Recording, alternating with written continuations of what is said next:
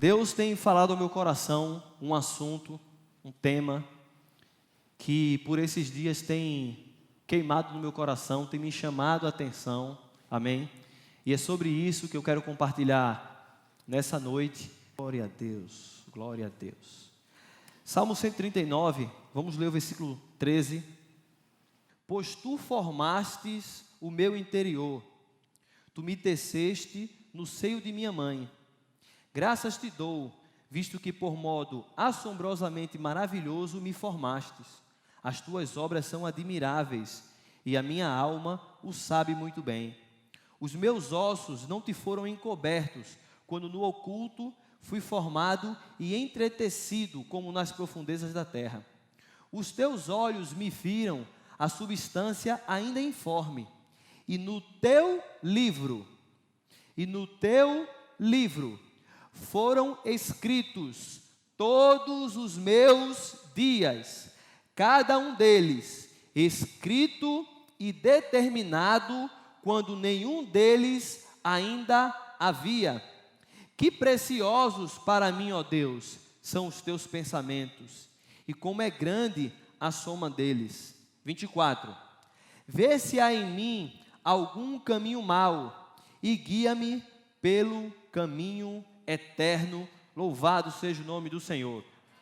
Amém? Irmãos, nesse texto fica claro, fica evidente para cada um de nós, que cada ser humano, cada homem e mulher que foi criado, que vive aqui nessa terra, foi criado com um propósito. Aleluia! Foi criado com um plano definido. As pessoas não são obra do acaso. Não foi simplesmente a decisão de papai e mamãe em ter uma relação que gerou você. Você é um projeto de Deus. Ele te conhecia quando você ainda era uma substância informe. Você nem um embrião era, e ele já te conhecia. Oh, aleluia! E no livro dele, todos os teus dias foram escrito e determinado, mesmo que nenhum deles ainda houvesse. E no versículo 17, ele diz: que preciosos são os seus pensamentos para mim, ó Deus. O salmista diz: o Senhor escreveu uma linda história para mim, o Senhor escreveu um plano maravilhoso para mim, e quão preciosos são esses pensamentos ao meu respeito. E no versículo 24 ele diz: sonda-me, ó Deus, conhece o meu coração, vê se há em mim algum caminho mau, e o maior desejo dele: guia-me, mostra-me, revela-me esse caminho eterno.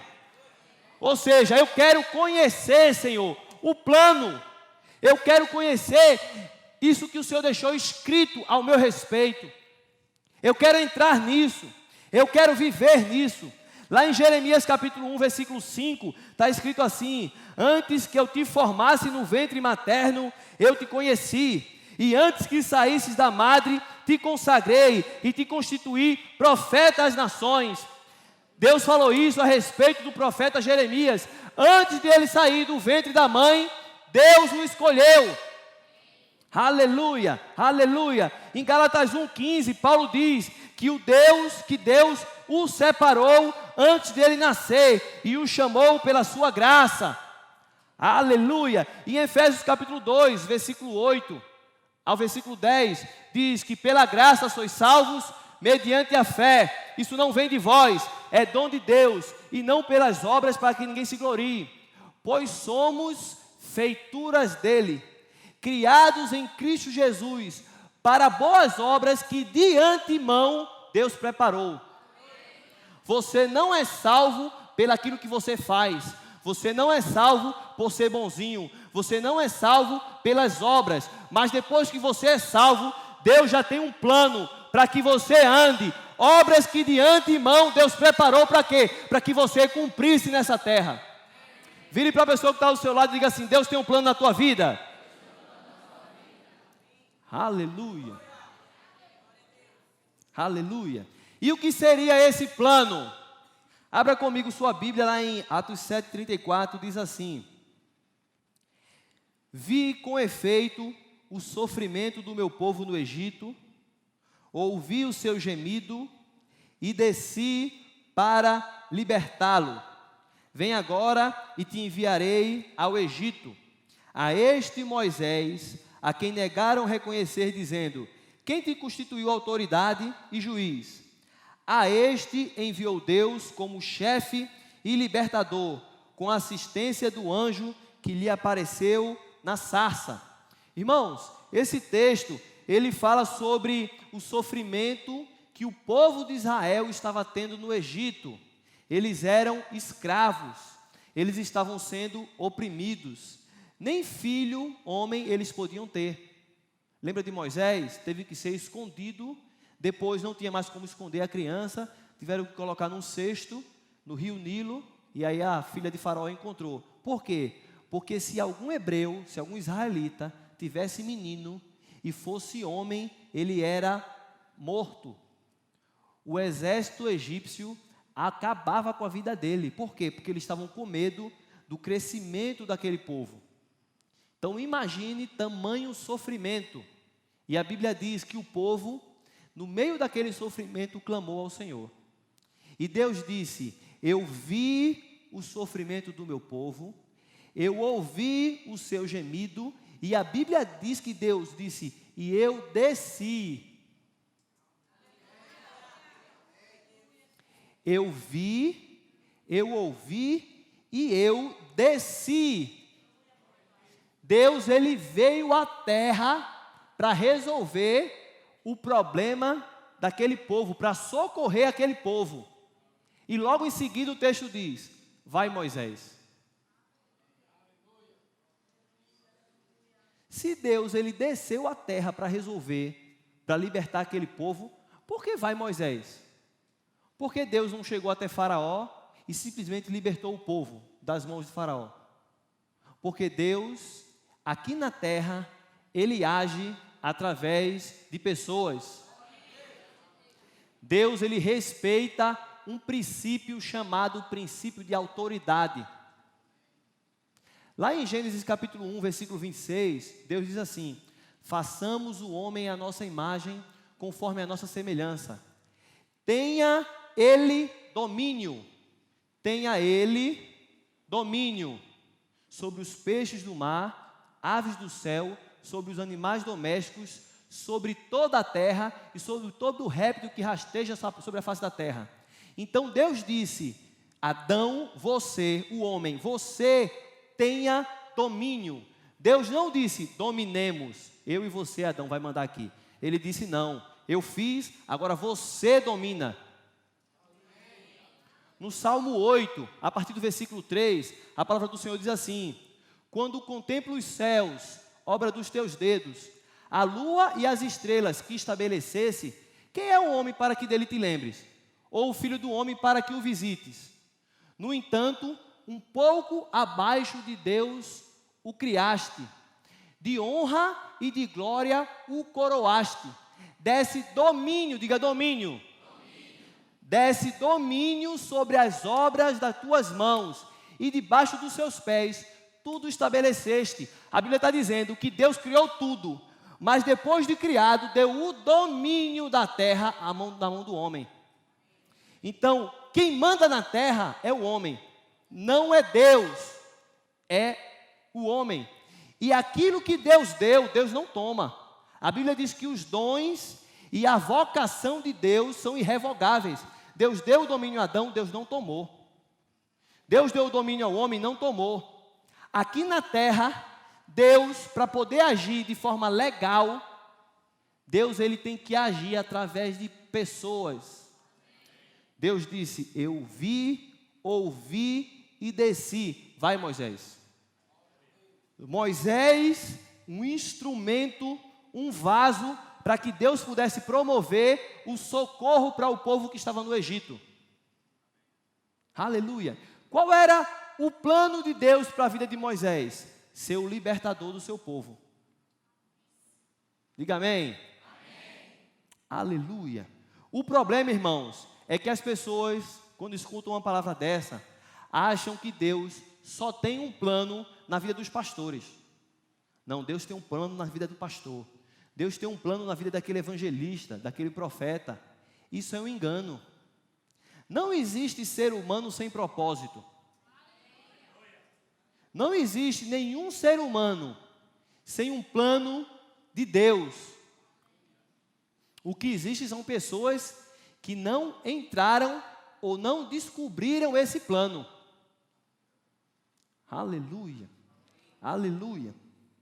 Em 1 Pedro capítulo 4, do versículo 10 ao 11, e também em Romanos 12, o 4, fala que que existem diferentes dons. E diz que cada um tem que servir conforme o dom que Deus te deu. A Bíblia chama isso de a multiforme graça de Deus. Não é a uniforme graça, é a multiforme. O que é isso? Existem várias maneiras de Deus agir. Existem diferentes formas de Deus atuar. Existem diferentes dons e diferentes pessoas para poder alcançar e executar o plano de Deus aqui na terra.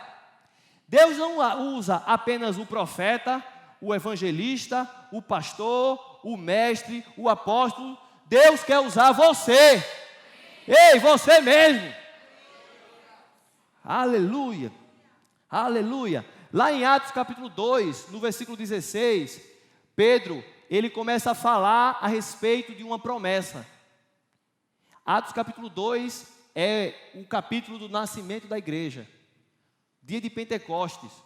O Espírito de Deus que estava no céu, Jesus recebe a promessa do Pai, após morrer e ressuscitar, e envia o Espírito de Deus.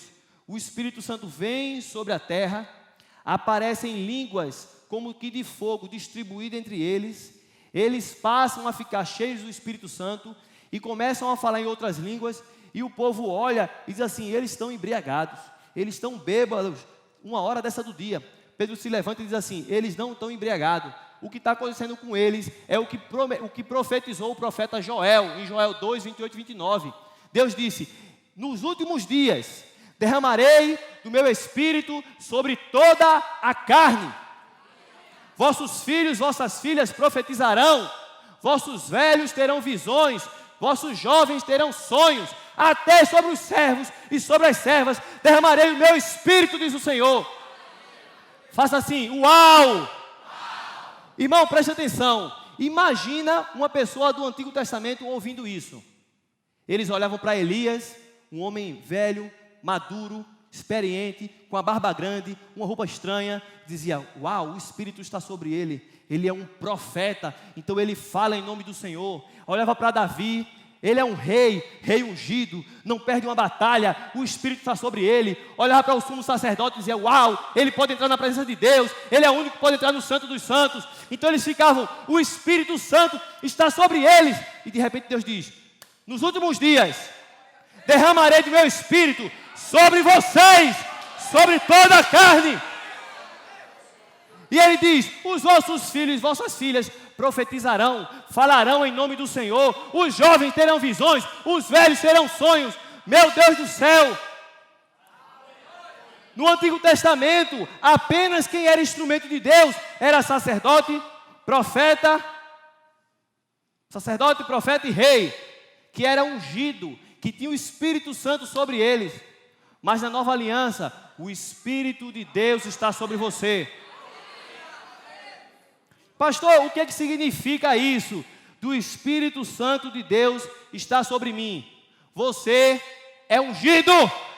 Vire para a pessoa que está do seu lado e sacuda ele assim. Diga: você é ungido.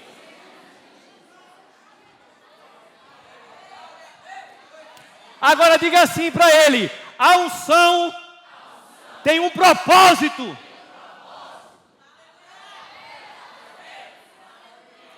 Aleluia. Aleluia, aleluia, aleluia. Na nova aliança, a influência do céu está sobre a tua vida. Ei, deixa eu te dizer uma coisa. Muitas vezes você está sendo usado por Deus e nem sabe que está sendo, meu filho. Aleluia! O problema, sabe o que é? É que muitas pessoas não sabem o que é inspiração do Espírito, o que é influência do Espírito. Deixa eu te dar um exemplo. A Bíblia diz que toda Escritura é inspirada por Deus. A Bíblia fala que não foi da vontade do homem, mas homens inspirados escreveram essa palavra. Deixa eu te dizer uma coisa. O que é inspiração? Inspiração não é psicografia. Então, Chico Xavier, se você é espírita e está aqui nos visitando, eu te respeito, mas só dou um exemplo. Ele fechava os olhos e aí ele escrevia. E de repente ele acordava e ele não sabia o que escreveu, porque não foi ele que escreveu. Era uma entidade que vinha sobre ele e fazia com que ele escrevesse. A Bíblia não é assim. Deus, ele não opera assim. Você não vai ver um homem cheio do Espírito ser tomado a ponto de perder sua consciência e ficar, não, irmão. Deus não age assim. Quem escreveu a Bíblia?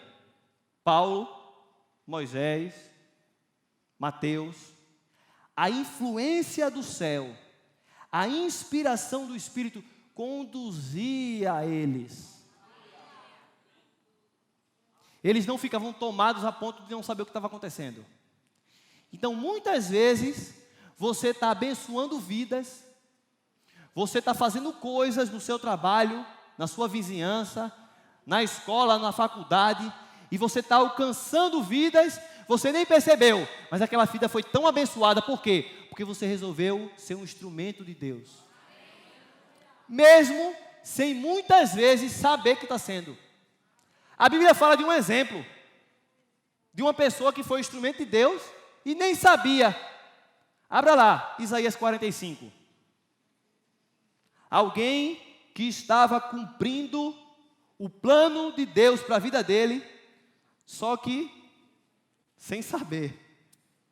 Isaías, no capítulo 45, aleluia, aleluia, aleluia, aleluia, Deus é bom, glória a Deus, aleluia. Isaías 45, a partir do versículo 1, diz assim: assim diz o Senhor ao seu ungido, diga, a seu ungido, a Ciro, a quem tomo pela mão direita para abater as nações ante a sua face, e para discingir os lombos dos reis, e para abrir diante dele as portas, que não se fecharão. Eu irei adiante de ti, endireitarei os caminhos tortuosos, quebrarei as portas de bronze, despedaçarei as trancas de ferro, dar-te-ei os tesouros escondidos e as riquezas encobertas, para que saibais que eu sou o Senhor, o Deus de Israel, que te chama pelo teu nome, por amor do meu servo Jacó e de Israel, meu escolhido. Eu te chamei pelo teu nome e te pus o sobrenome, ainda que não me conheces. Quem era o rei Ciro? Ciro, rei da Pérsia. O povo de Israel pecou, e veio o juízo. O império da Babilônia, com Nabucodonosor, veio, invadiu a cidade de Jerusalém, acabou com tudo, pegou as pessoas e levou para o exílio. Então eles foram transportados para a Babilônia, onde ficaram aproximadamente 70 anos, como escravos. E o povo clamou ao Senhor, e o Senhor disse: eu vou usar um vaso, um ungido, um homem que eu vou adiante dele, e onde ele chegar, vai portão quebrar, vai ferrolho arrebentar, ele vai. Ciro foi um instrumento de Deus com o Império Persa para invadir a Babilônia, libertar o povo de Israel, que aos poucos foi retornando para reconstruir a cidade de Jerusalém. Ele diz: o meu ungido. Ele diz: eu tenho um propósito na vida de Ciro, chama ele pelo nome. Aí no final ele diz: ainda que ele não me conheça. Ciro, rei persa, sendo um instrumento para libertar o povo, sendo usado por Deus, e não estava nem sabendo que estava sendo instrumento de Deus. A Bíblia diz: o meu ungido, meu Deus do céu, Você não sabe quantas vezes você foi canal de Deus para a vida de pessoas. Aleluia. Influência do céu. Aleluia. Mas pastor, eu acho que esse negócio de ser usado por Deus, ser um instrumento na mão de Deus, é negócio assim para pregador. Deus usa no púlpito. Acabei de dar um exemplo. Ciro não foi no púlpito. Lá em Atos capítulo 9, do versículo 36 ao 42, fala de Tabita, também chamada de Dorcas. Era uma mulher simples, mas a Bíblia diz, ela vivia em Jope, e diz que ela era notável, diga notável. Notável é alguém que se destaca. Notável por quê? Pelas esmolas e pelas boas obras que ela fazia. A ponto de que um dia ela veio a morrer, o povo ficou tão alvoroçado que mandou chamar Pedro. Quando Pedro chegou, disse: olha aqui os vestidos, as túnicas que elas faziam para as viúvas pobres. E Pedro fez: uau, que mulher é essa? E orou, e ela ressuscitou. Eu vejo Deus dizendo: minha filha, não terminou ainda aquilo que eu preparei para você. Você tem muitas pessoas ainda para alcançar. Você ainda tem muito de mim para tocar a vida de outros. Ela era notável. Por quê? Porque fluía o amor da vida dela. Ela cuidava dos desamparados. Ela não pregava, não era apóstolo, nem profeta, nem evangelista, nem pastor, nem mestre, mas era um instrumento na mão de Deus. Alguém que nasceu com um plano, com um propósito e que decidiu fazer não a sua vontade, mas a vontade daquele que o criou. Aleluia, aleluia, aleluia. A Bíblia fala também sobre uma menina órfã. Abra lá em Esther. Aleluia. Quem achou, diga amém.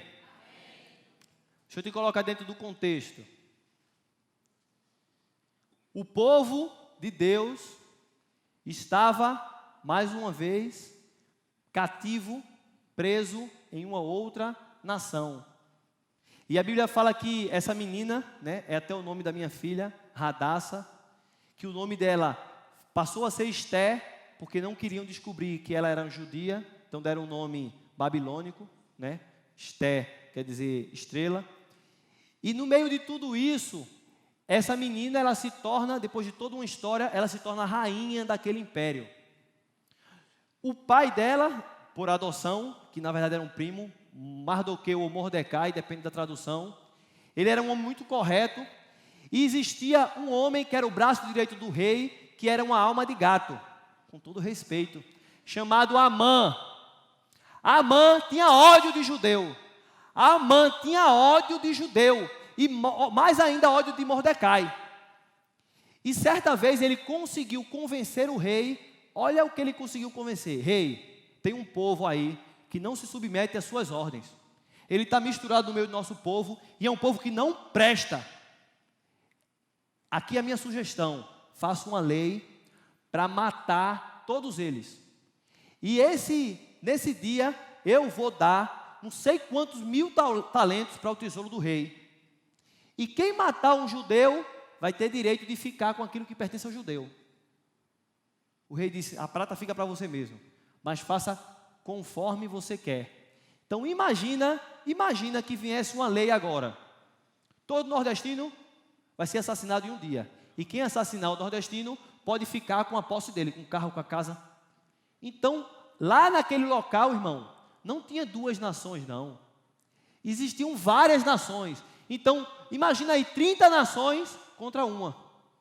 Então o povo judeu disse: pronto, é o dia que dessa vez acabou.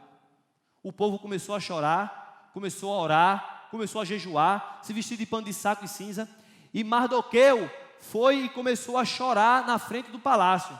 Até que alguém viu e disse para Esther: olha, tem um velho aí na frente que está chorando, se vestindo.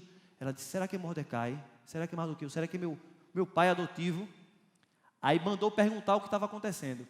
Ele disse: a história todinha, a gente vai morrer, já tem data marcada. Vieram e falaram com ela. Ela disse: eu não posso chegar para o rei e pedir para o rei mudar essa lei. Eu não posso fazer nada. Por quê? Porque se eu for entrar na presença do rei, sem ele me chamar, eu morro. A não ser que ele estenda o cetro. Mas se eu for lá, até eu sendo rainha, ele me mata. E faz mais de 30 dias que ele não me procura, porque o rei naquela época tinha concubinas. Então eu estava pegando as outras e não ela. Ela disse, o que eu vou fazer? E aí finalmente a história volta para Mordecai. Olha, ela não vai, Esté não vai fazer nada. Versículo 14. Esté capítulo 4, versículo 14. Porque se de todo te calares, agora, de outra parte se levantará para os judeus socorro e livramento. Mas tu e a casa de teu pai perecereis. E quem sabe, se para conjuntura como esta é que foste elevada rainha. Em outra tradução diz, quem sabe, se não foi para um tempo como esse, que você chegou na posição que você está hoje. Esté chegou naquela posição, não por uma coincidência, ou por obra do acaso. Ela chegou naquela posição, porque havia um plano de Deus, para que ela executasse naquele tempo. Quem sabe, se não foi para um tempo como esse, que você chegou no lugar onde você chegou, que você está ocupando a posição que você está ocupando, que você nasceu na família que você nasceu, que você está morando no lugar que você está morando. Irmãos, aonde você está hoje, Deus, Ele quer cumprir um plano através da tua vida, Ele quer alcançar pessoas. Ei, deixa eu te dizer uma coisa, a decisão dela em fazer o que ela tinha que fazer, salvou a vida de milhões.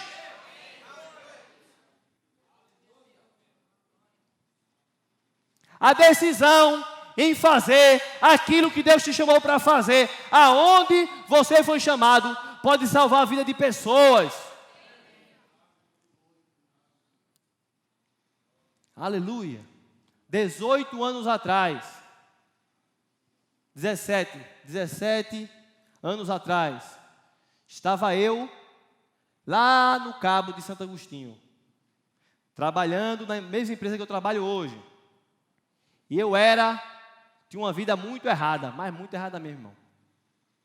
Madrugadas e madrugadas, fazendo coisa que não deveria, e eu não vou citar aqui. Muitas vezes ia para o trabalho direto, só lavava o rosto, fiz coisas terríveis. E havia um mecânico chamado Da Paz, Antônio Da Paz. É um irmão que mora lá em Cavaleiro. Ele trabalhava comigo. E ele falava do amor de Deus para mim, mas pouquinha coisa, de vez em quando, a vez perdida. Eu nem lembro do que ele falou, mas eu olhava para a vida dele e via Deus na vida dele. E esse homem resolveu, durante um mês, orar por mim. Durante um mês, ele fez um propósito com Deus.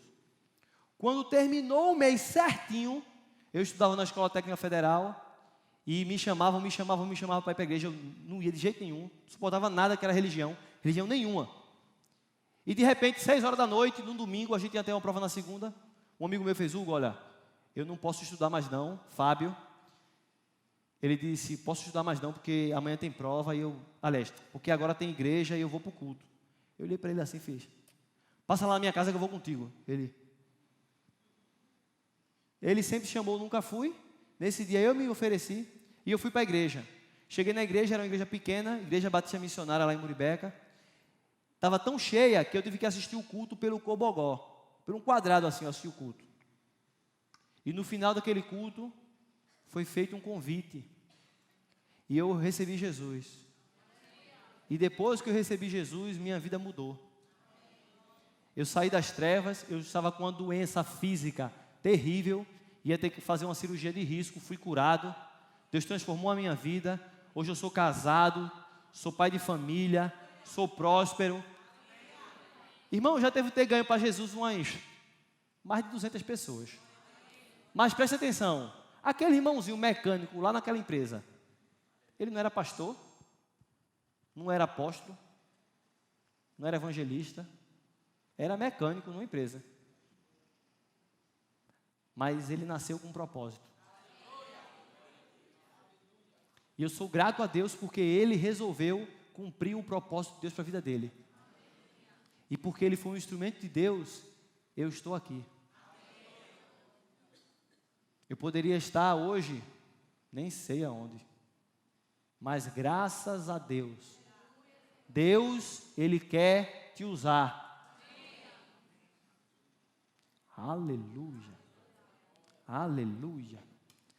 Vai lá para Hebreus capítulo 12, versículo 1, diz assim: portanto também nós, visto que temos a rodear-nos tão grande nuvem de testemunhas, desembaraçando-nos de todo o peso e do pecado que tenazmente nos assedia, corramos com perseverança a carreira que nos está proposta, olhando firmemente para o autor e consumador da fé, Jesus, o qual em troca da alegria que lhe estava proposta, suportou a cruz, não fazendo caso da ignomia, e está assentado à destra do trono de Deus. Aleluia. Irmãos, nesse texto, o apóstolo Paulo compara a nossa vida, a nossa trajetória, o plano de Deus, o caminho no qual Deus escreveu ao nosso respeito, ele compara a um atleta, a uma corrida olímpica. Ele diz: corramos a carreira que nos está proposta. E aqui é onde muitos se enganam.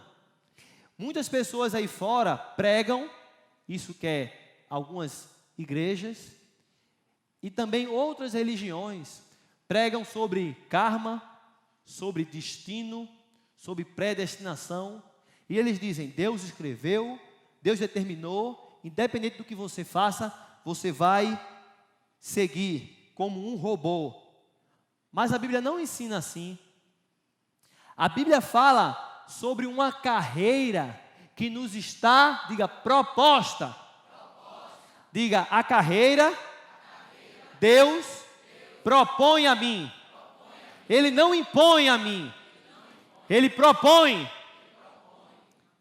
Uma carreira, corramos a carreira que nos está proposta, não imposta. Deus, Ele tem uma proposta para você nessa noite. Ei! Deixa Ele cumprir com o plano dEle na tua vida. Ei! Vem para o plano de Deus para a tua vida. Aleluia! Irmãos, o plano de Deus na nossa vida só vai se cumprir se nós conhecermos, se nós decidirmos entrar nele. Não é algo forçado, não é algo predestinado, não é algo imposto. A Bíblia fala sobre inúmeras pessoas que não cumpriram com o plano de Deus. Fala de Sansão, que foi chamado, ungido para destruir os filisteus, para libertar o povo de Israel da opressão dos filisteus. E o que é que Sansão fez? Se embaraçou no meio da sua carreira. O pai e a mãe disse: rapaz, aquela mulher não é para a tua vida, aquela mulher não é do teu povo. Mas ele deixou ir pelas suas emoções, e por causa, como é o nome dela? Dalila, acabou com os olhos furados, acabou sendo um burro de carga, porque ele passou o resto da sua vida empurrando a madeira no moinho, fazendo o papel de um jumento para moer trigo para o povo dos filisteus. Por quê? A Bíblia diz: desembaraçando, tirando todo o peso e do pecado que tenazmente nos assedia, corramos a carreira que nos está proposta. Deus quer que você corra, Ele não quer que você se arraste, Ele não quer que você ande. 2018, a palavra do Senhor para a sua vida é: corra a carreira que eu tenho colocado diante de você. Mas Sansão se embaraçou e tropeçou na desobediência. A Bíblia fala sobre Esaú, o irmão de Jacó, primogênito. Deus tinha um plano para a vida dele, e a Bíblia diz que ele trocou a sua primogenitura por um prato de lentilha. A Bíblia diz que por um prazer transitório, porque ele comeu, com 10 minutos que acabou, passou o gosto daquela comida, e ele trocou aquilo por algo eterno. Quantas pessoas estão destruindo o plano de Deus para a sua vida por um prazer transitório? Por um prazer temporário que logo passa. A Bíblia fala sobre o rei Saul. Foi ungido para ser o primeiro rei de Israel. Primeiro rei de Israel. Mas tropeçou na desobediência. E quando pecou, em vez de correr para o Senhor e dizer: Senhor, me arrependo, eu quero voltar para o caminho. Não, quis negociar com o profeta. Olha, eu estou todo errado, mas vem cá, sacrifica comigo, faz a pose para o povo achar que eu estou bem. Isso não é arrependimento. Isso é hipocrisia. A palavra hipócrita quer dizer ator. Irmãos, todos nós em algum momento vamos errar, mas nós precisamos voltar e consertar. Aleluia. A Bíblia fala sobre o profeta Jonas. Deus disse: Jonas, te levanta, dispõe-te e vai para a grande cidade de Nínive.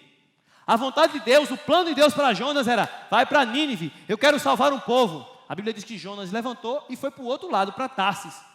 E porque ele foi para o outro lado, o que aconteceu? Conhecemos a história, estava num barco, tempestade, só parou a tempestade quando o povo pegou ele e jogou no mar. Uma baleia veio e engoliu ele, e durante 3 dias ficou no ventre da baleia. Mas clamou ao Senhor, se arrependeu, Deus pegou ele e tirou da boca da baleia. Deus jogou ele aonde?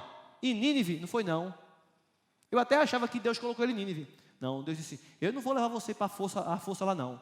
Você vai para aqui, pronto. Estaca zero, vamos recomeçar tudo de novo. Entendeu agora? Entendeu? Nínive, Tarsis, sofrimento.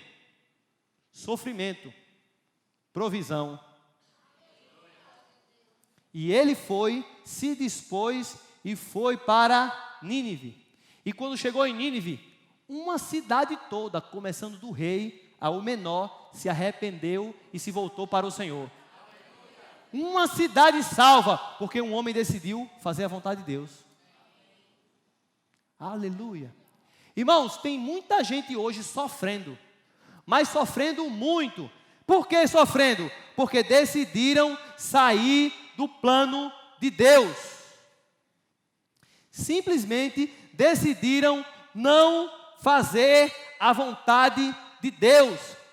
A Bíblia diz em Provérbios 19:3: a estutícia ou a loucura, ou a estupidez, ou a tolice do homem corrompe o seu caminho, mas é contra o Senhor que o seu coração se ira. Então, a tolice, a estupidez, a burrice do homem corrompe o seu caminho. Deus está dizendo: meu filho, olha para mim, o teu caminho, aquele caminho é o melhor caminho. A minha vontade para a tua vida, ela é boa, perfeita, agradável. Eu é que sei os pensamentos que tenho ao teu respeito. É pensamento de paz, não é pensamento de mal, para te dar o fim que você deseja. Esse é o caminho. Mas a burrice do homem, a estupidez, faz com que o homem vá para o outro caminho. E ele quebra a cara, tudo começa a dar errado, nada flui. E a Bíblia diz: a estutice do homem corrompe o seu caminho, mas é contra o Senhor que o seu coração se corrompe. Aí está tudo dando errado e fala assim: Deus, porque Deus me abandonou, Deus não me ama, Deus não está me vendo. Ué, Deus, não, meu filho, foi a estutice do teu coração. Mas graças a Deus que existe arrependimento. Deus está de braços abertos dizendo: meu filho, 2018 é o ano para você acertar. É o ano para você se arrepender, entrar no meu caminho, porque eu quero fazer tudo fluir na tua vida. Aleluia. Aleluia. Tem muitos irmãos que estão querendo andar dentro dos seus próprios planos. Sabe o que a Bíblia chama isso? Correr. Mas não é a carreira que está proposta não. É correr atrás do vento. A expressão correr atrás do vento aparece quase 10 vezes no livro de Eclesiastes. Em Eclesiastes capítulo 4, versículo 4, fala sobre o esforço do homem, o trabalho do homem, o suor do homem, atrás de coisas que no final são vãs. E que no final são motivadas pela competição e pela inveja que o homem tem do seu próximo. Então o outro olha assim e diz: rapaz, aquele ali conquistou uma casa, conquistou um carro, ele é um sucesso. E eu sou melhor, eu vou mostrar que eu sou melhor do que ele. E passa a vida se esforçando. Ou então, eu vou mostrar ao meu pai e à minha mãe que eu sou melhor do que o meu irmão. Eu vou mostrar para aquela pessoa. E a motivação da vida daquela pessoa é, de alguma forma, mostrar às pessoas que ela pode. Então ela está correndo, correndo, correndo, atrás do vento. Um dia ela conquista tudo aquilo, olha para trás e faz: meu Deus. Aí chega no final do livro de Eclesiastes, Eclesiastes 12:1. Lembra-te do teu Criador nos dias da mocidade. Antes que venha dias que você diga assim: rapaz, não tenho mais prazer nos meus dias. Não valeu nada que eu construí. Porque eu não construí coisas eternas. Eu construí só coisas, os meus próprios planos. Aleluia. Não existe lugar melhor do que dentro do plano de Deus. Abra lá em João, o Evangelho de João. João 15:16. Diz assim: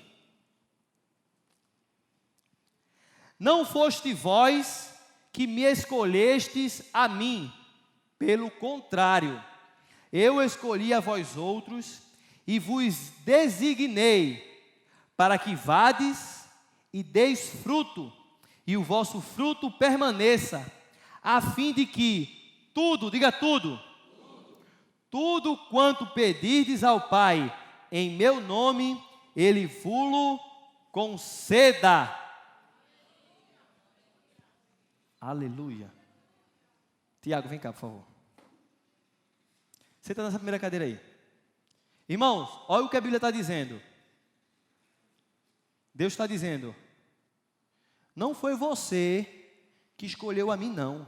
Pelo contrário, foi eu que escolhi você. E te designei, desígnio. Deus levantou esse homem. Deus estabeleceu ele. Então foi eu que escolhi você. E te estabeleci para quê? Para que você vá. Olha o caminho. Existe uma carreira que eu estou propondo para você. Para que você vá e você chegue lá e dê fruto. Entenda fruto aqui como resultado. Existe algo que Deus quer que você faça. E outra coisa, faça bem feito. E o vosso fruto permaneça. Aleluia. Mas irmãos, olha o que ele diz. Quando ele vai e ele faz aquilo que Deus mandou ele fazer, a Bíblia diz: a fim de que tudo, diga tudo, tudo quanto você pedir será feito. Diga, no propósito, a provisão. Diga, no propósito, não há falta. Irmãos, deixa eu te dizer uma coisa. Pode sentar, meu querido. Deixa eu te dizer algo. Quando nós estamos na perfeita vontade de Deus, irmãos, não há falta. Eu vou falar com convicção. Não há falta. Deus, Ele não financia os teus planos. Deus financia os planos dEle. Agora, quando você está dentro dos planos de Deus, aí a Bíblia diz: você deleita-te no Senhor. O que é isso? Você tem prazer nas coisas de Deus. Então, Pai, eu não quero a minha vontade, não. Eu consagro o meu livre-arbítrio. Eu tenho o direito dado pelo Senhor, mas eu não quero o meu direito, eu quero o teu direito. Então você deleita-te no Senhor. Senhor, eu tenho um prazer nos teus caminhos. Eu quero fazer a tua vontade. E você ora, pede para compreender. Efésios 5:17 diz: por isso procurai compreender qual é a vontade do Senhor. Então você está ali, eu quero para fazer a tua vontade. E você entra na vontade de Deus. Aí quando você se deleita no Senhor, a Bíblia diz: aí Deus realiza o desejo do teu coração. Deleita-te no Senhor e Ele satisfará o desejo do teu coração. Mas no lugar do propósito, há provisão. Não foi você que me escolheu, eu escolhi para você. Para que você vá, dê fruto, o seu fruto permaneça, a fim de tudo que você pedir vai ser dado. Aleluia, aleluia, aleluia. O filho pródigo foi para um lugar que não era para ele ir. Foi para fora do propósito. Cheio de dinheiro no bolso, a herança. Ficou sem nada. Nada fluía, nada fluía.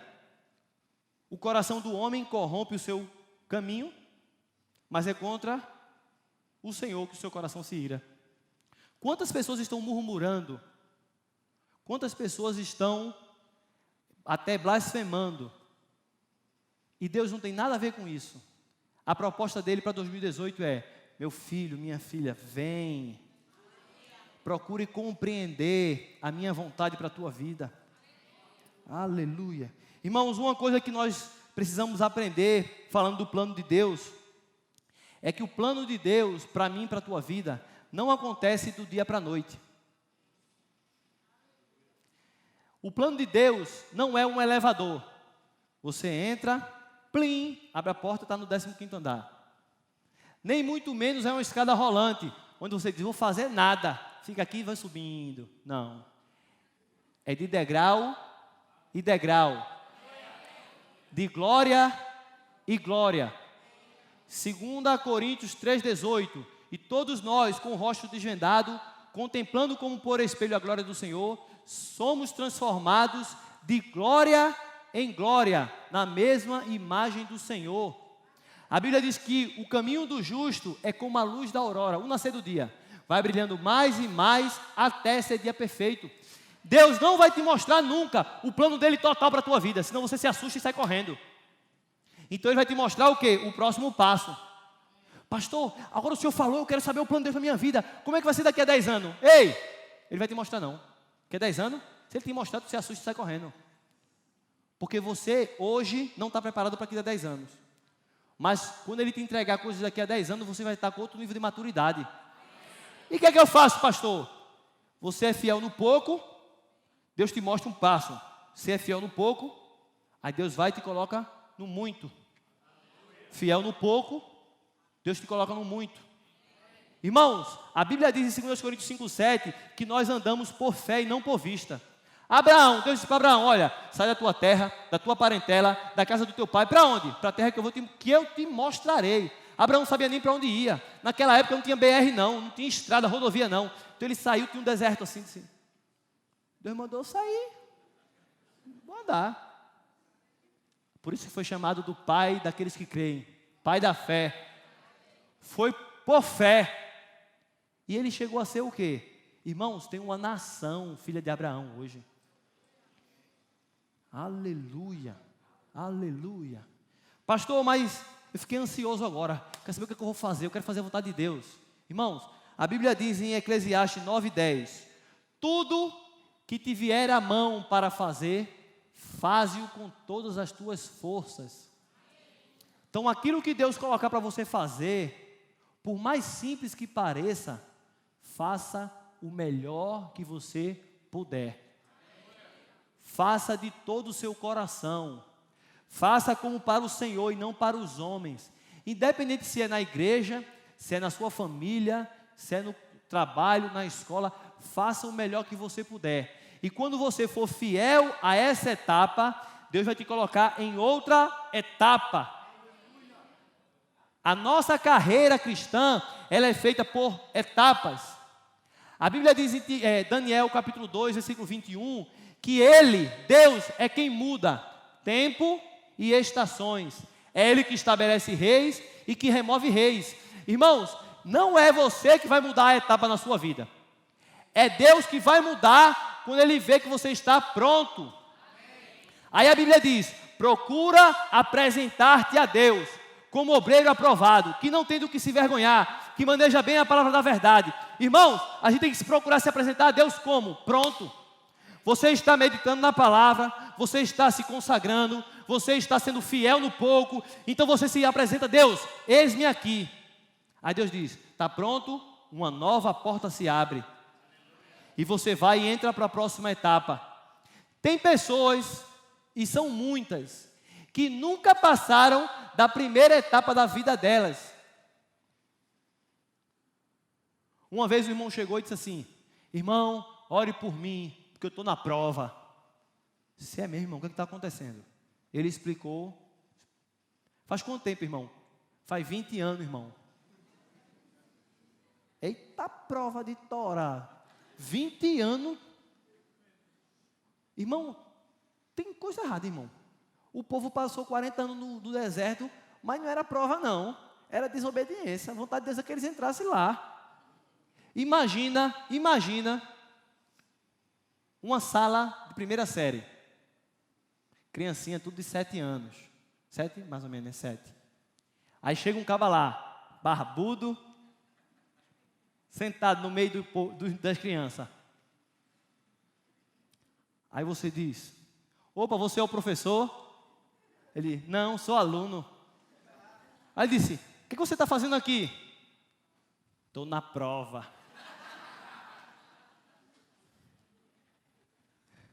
Que prova? Eita, prova da galáxia. Como assim? Faz 20 anos que eu faço a prova e reprovo. Então, só vai para a segunda série se passar na etapa da primeira.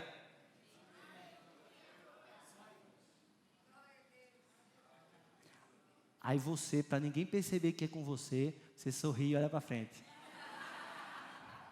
Aleluia. Aleluia. Aleluia. Abra lá em 8.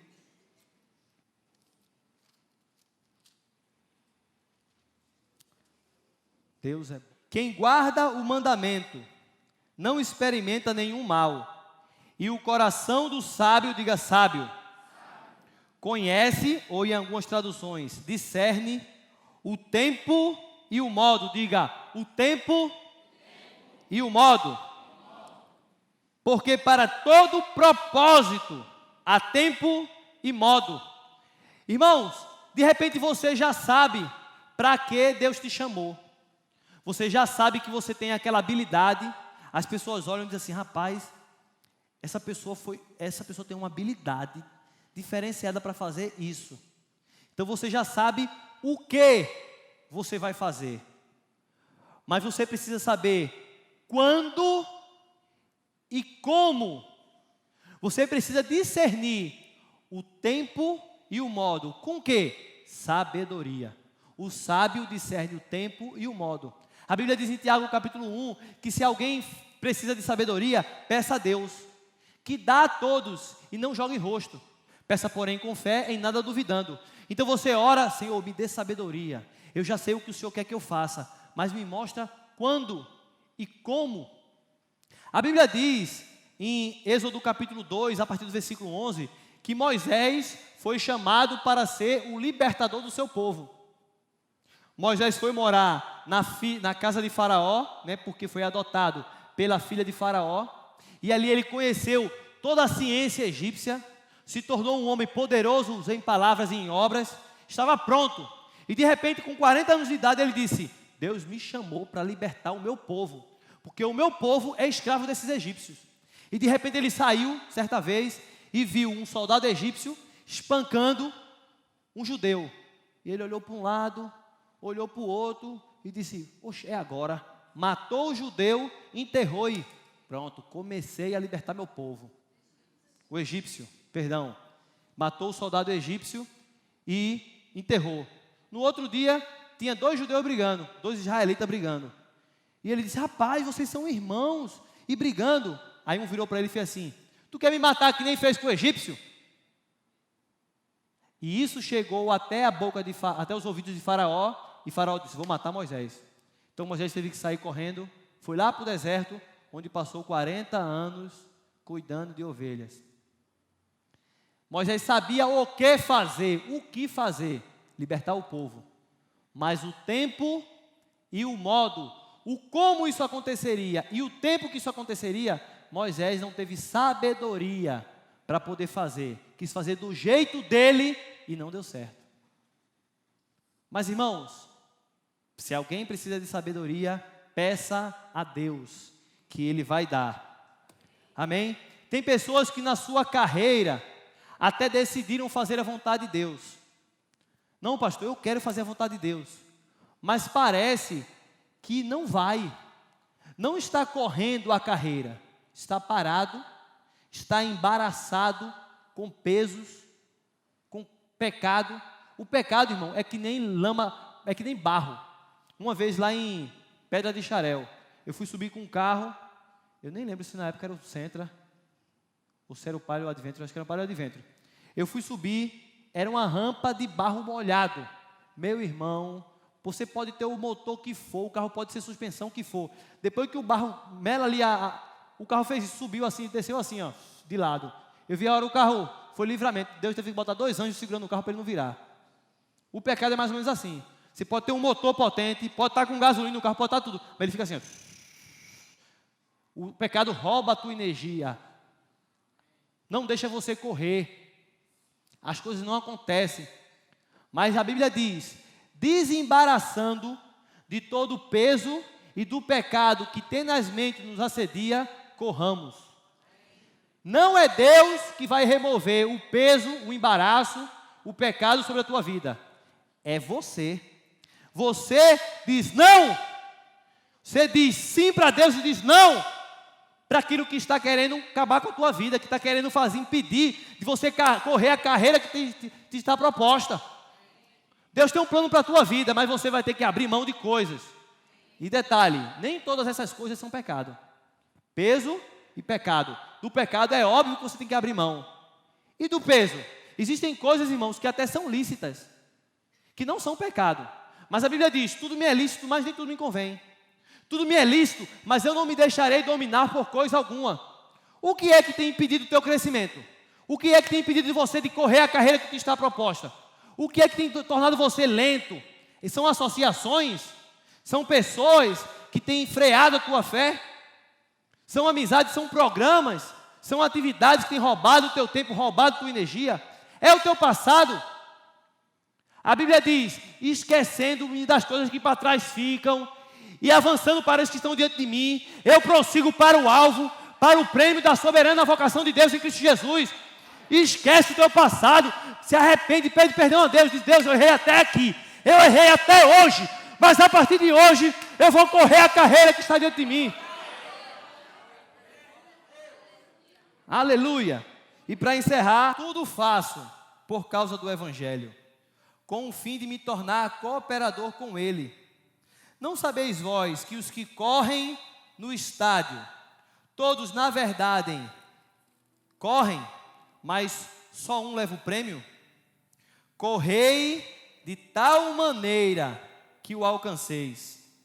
Todo atleta em tudo se domina, aqueles para alcançar uma coroa corruptível, nós, porém, a incorruptível.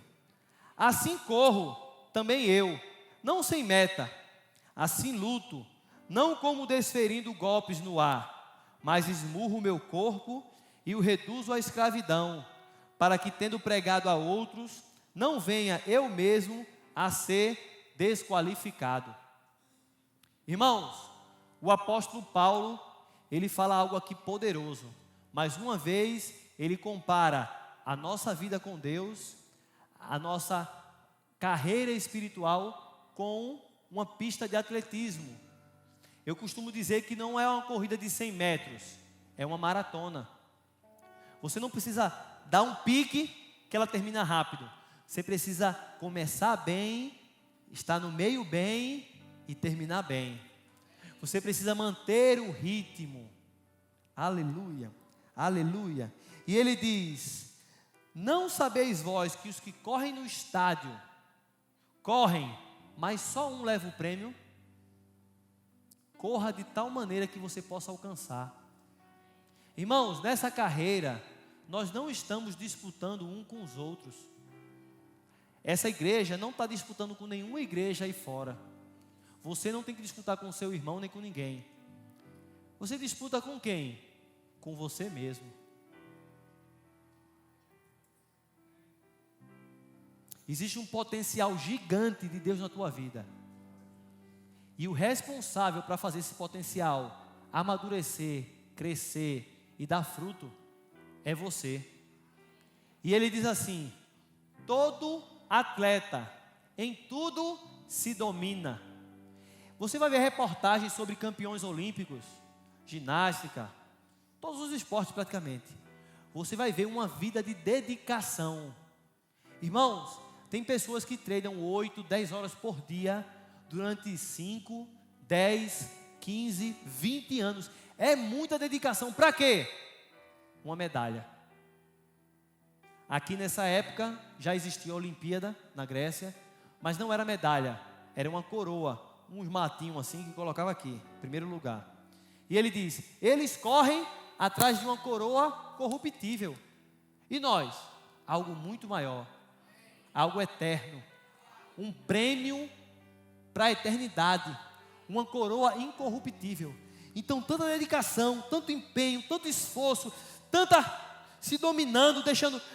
Imagina, um atleta vai representar o Brasil na Olimpíada, e ele vai correr, e você de repente ganha aí, vai lá assistir a próxima Olimpíada. Eu nem sei que país é, você está lá, e de repente você vê o atleta brasileiro que vai correr a maratona.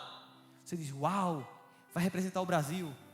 E uma hora antes de correr, você vê ele sentar numa mesa, comer um prato de feijoada, tomar 2, 3 copos de cerveja, depois no final, comer um bolo de chocolate e ele, daqui a meia hora eu vou correr. Qual a impressão que você vai ter? Ele não tem interesse dessa carreira. Ele não está se esforçando, ele está negligenciando. Ele não está fazendo aquilo que ele deveria fazer, e por isso ele não vai alcançar o objetivo. Irmãos, corramos de tal maneira que o alcanceis. Chega de brincar de ser igreja, chega de saia dessa inércia. É hora de correr, de avançar. Jesus está voltando. Tem vidas que Deus quer alcançar através da sua vida. Aleluia. Irmãos, existe uma carreira que está proposta. Deus quer que você entre nessa carreira, mas não apenas que você entre, mas que você conclua. Paulo, ele correu a carreira dele, e lá no final ele disse: encerrei a minha carreira e guardei a minha fé.